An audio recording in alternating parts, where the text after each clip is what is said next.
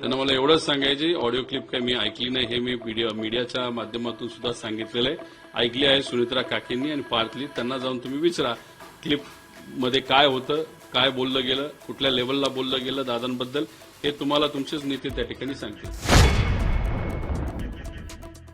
त्यांना बारामतीकर कळलेच नाही. बारामतीकर जर तुम्ही असाल तर बारामतीकर ठरवतात की त्या भागाचं सर्वसळ कोण होणार आहे. कुठला नेता ठरवू शकत नाही. त्यामुळे बाहेरच्या लोकांना बारामतीमध्ये काय चालतं आणि बारामतीकरांना काय पाहिजे असतं हे नक्कीच त्या ठिकाणी कळणार नाही. म्हणूनच त्यांना जेव्हा बारामतीची जबाबदारी दिली गेली होती, त्यांनी तिथं काय उत्मात केला, कशा पद्धतीने तिथल्या असणाऱ्या बारामतीकरांबरोबर आणि तिथे असणाऱ्या पद्धतीकरांबरोबर बोलले, हे बारामतीकरांना माहीत आहे. त्यामुळे बारामतीबद्दल माहीत नसताना उगाच तिथं पतंग उडवण्याचा प्रयत्न काही जण करत असतील तर मला असं वाटतं की ह्या सगळ्या गोष्टी त्यांनी थांबवाव्यात. त्यांचं असं म्हणणं आहे की दादाच्या मृत्यूनंतर सर्व जे काही सहानुभूती आहे ती घेण्याचा तुम्ही लिगसी जे आहे ते तुमच्या भूतीकरणासाठी त्यासाठी तुम्ही सर्व करताय आणि ज्या प्रकारे शरद पवार साहेबांचं नाव त्यांनी वापरू नये असं आहे, तर त्याप्रमाणे तुम्ही देखील अजित पवारांचं नाव आणि फोटो वापरू नये असं देखील ते म्हणाले. बौद्धिक क्षमता ज्यांची नाही त्यांच्याबद्दल मी खूप जास्त बोलून न तुमचा न त्यांचा नाही तर लोकांचा वेळ त्या ठिकाणी घेणार. पवार साहेब आज जिवंत आहेत. पवार साहेबांनी त्या ठिकाणी स्वतःहून सांगितलं, माझं नाव वापरू नका, वापरा. मोठे नेते आहेत. पुढचे अनेक वर्ष ते आम्हा सगळ्यांना मार्गदर्शन करणारे. या महाराष्ट्रामध्ये सामान्य लोकांसाठी त्यांच्या मार्गदर्शनाखाली आम्ही सर्वजण तिथं काम करणारे. दादा आज आपल्यात नाहीत. एखादा व्यक्ती आपल्यात जेव्हा नसतो तेव्हा त्यांचा फोटो वापरणं, त्यांचे विचार पुढे घेऊन जाणं याच्यावर कोणाचा हक्क नसतो. विचाराचे वारसदार जे असतात तेच तशा लोकांचे विचार पुढे घेऊन जात असतात. जे भपकीगिरी करत असतात, ज्यांना फक्त सत्ता पाहिजे असते, ज्यांना कोणाच्या समोर त्या ठिकाणी झुकायचं असतं, त्यांचा विषय वेगळा. आम्ही विचाराचे वारसदार आहोत. त्यामुळे आम्ही विचार पण, त्यांचा फोटो पण, त्यांचं कार्य पण पुढे घेऊन 100% जाणार म्हणजे जाणार. तुमचे सर्व खासदार आमदार त्यांच्याकडे येणार, त्यांच्याकडे अनेक प्रस्ताव आहेत तुमच्या आमदाराखाली. फक्त एक आमदार आणि एक खासदार तुमच्या पक्षात उरतील, बाकीचे सगळे आमच्याकडे येतील असं देखील ते म्हणाले. त्यामुळे आमदार खासदारांची मुवमेंट असताना आम्ही त्यांना आमच्या पक्षात घेतलं नाही म्हणाले. ते फार मोठे नेते झाले. ते अजितदादा असताना अजितदादा काय विचार करत होते, कुठल्या अँगलनी काम करत होते लोकांना त्या ठिकाणी माहीत. ज्यांना राजकारणाबद्दल काहीच तिथं माहीत नसेल आणि उगाच इथं नाकाने जर ते कांदे सोलायला लागले आणि त्याला आम्ही उत्तर द्यायला लागलो म्हणजे आमचीच लेवल कुठेतरी खाली आणल्यासारखी आहे.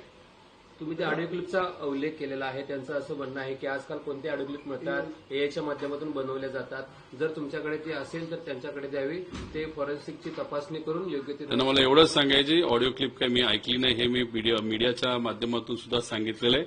ऐकली आहे सुनित्रा काकेंनी आणि पार्थली. त्यांना जाऊन तुम्ही विचारा क्लिप मध्ये काय होतं, काय बोललं गेलं, कुठल्या लेवलला बोललं गेलं दादांबद्दल, हे तुम्हाला तुमचेच नेते त्या ठिकाणी सांगतील. ते पत्र जे बाहेर आलं राष्ट्रवादीचं त्याच्यामध्ये तटकरे असतील, पटेल असतील यांचा उल्लेख नव्हता. मात्र आज त्यांना विचारलं असतं त्यांचं असं म्हणणं आहे की अद्याप ते त्या पदावरती आहेत, मात्र मिस्टेक झालेली आहे, टायपिंग मिस्टेक किंवा टेक्निकल मिस्टेकमुळे ते त्या ठिकाणी नाव आलेलं नाही. मात्र सध्या तरी पदावरती तेच आहे असं त्यांचं म्हणणं आहे. ठीक आहे, मग टाईप रायटरला घरी पाठवा, त्याच्याकडनं बऱ्याच चुका त्या ठिकाणी व्हायला लागल्या, एवढंच बोलावं लागेल.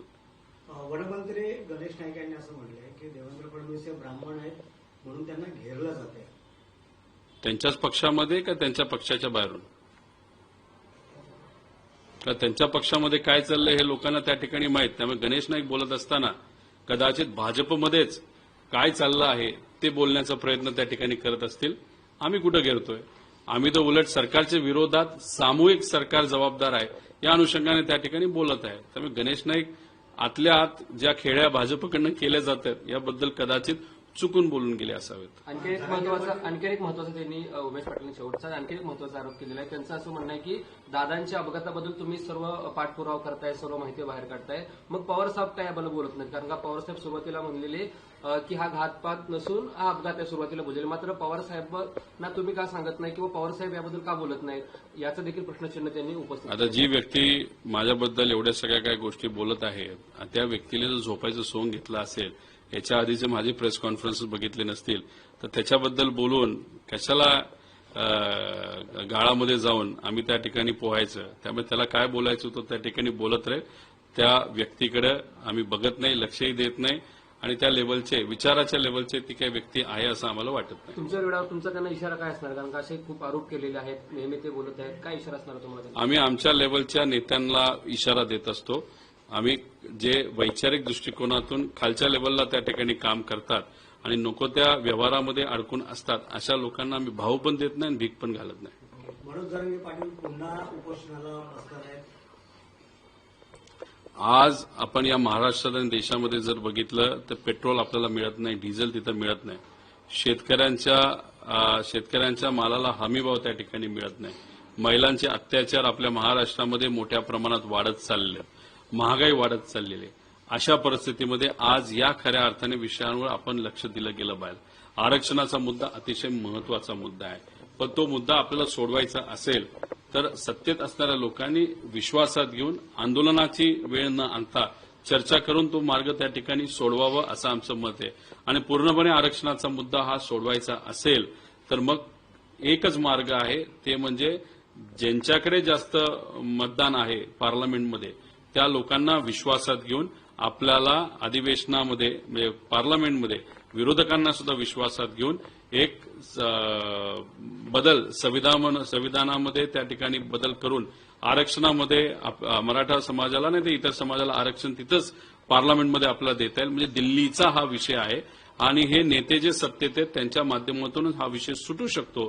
त्यामुळे उगाच आरोग्याला त्रास न देता सरकारकडनं प्रस्ताव पुढे यावा, चर्चा करून याला मार्ग काढावा असं आम्हाला सगळ्यांना वाटतं. तुम्हाला काय वाटतं, कारण का जे निवडणूक आयोगातला जे सुनेत्राताईंनी जे पत्र लिहिलं होतं त्या पत्रात त्यांची नावं नसणं, जवळपास जुनं पत्र होतं, मात्र 17 तारखेचं काय पत्र होतं, आज त्यांनी रिएक्शन दिलेली, एवढा वेळ का लागला त्यांना प्रतिक्रिया देण्यासाठी या पत्राबद्दलचं तुम्हाला काय वाटतं? तथाकथित जी क्लिप आहे ती काकींनी ऐकली असावी, पार्थली ऐकली असावी, त्यांच्या इतर पक्षाच्या प्रमुख नेत्यांनी ऐकली असावी आणि ती ऐकल्यानंतर ज्या लोकांचं नाव तुम्ही घेता, सुनील तटकरे असतील नाहीतर प्रफुल्ल पटेल असतील, त्यांना मुद्दामूनच मग त्या यादीतून कापण्यात आलं असावं. आता आज का त्यांनी असं वक्तव्य केलं हे मला तरी त्या ठिकाणी सांगता येत नाही. शेवटी त्यांचा पक्ष वेगळा आहे, त्यांची पार्टी वेगळी आहे, त्यांची काम करण्याची पद्धत तिथं वेगळी आहे. त्यामुळे याच्यावर मला असं वाटतं की लोकांना आता कळालेलं त्या पार्टीमध्ये काय चाललेलं आहे. त्यामुळे खूप त्या विषयावर चर्चा करून खूप आपल्या सगळ्यांचा वेळ घेणार नाही.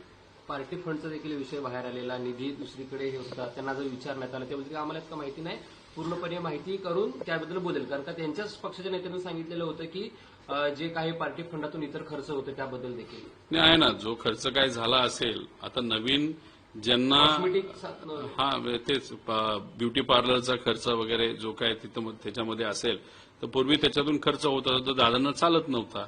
आता त्यावेळेस ट्रेजरीची नाहीतर पक्षाच्या तिजोरीच्या चाव्या काही विशिष्ट लोकांकडे होत्या, आज त्यांच्याकडे नाहीयेत. नवीन व्यक्ती आता त्याच्यावर बसलेली आहेत, कदाचित पार्थच बसलेला असावा. पार्थली ऑडिट करावं, काय झालं कसं झालं हे समजून घ्यावं.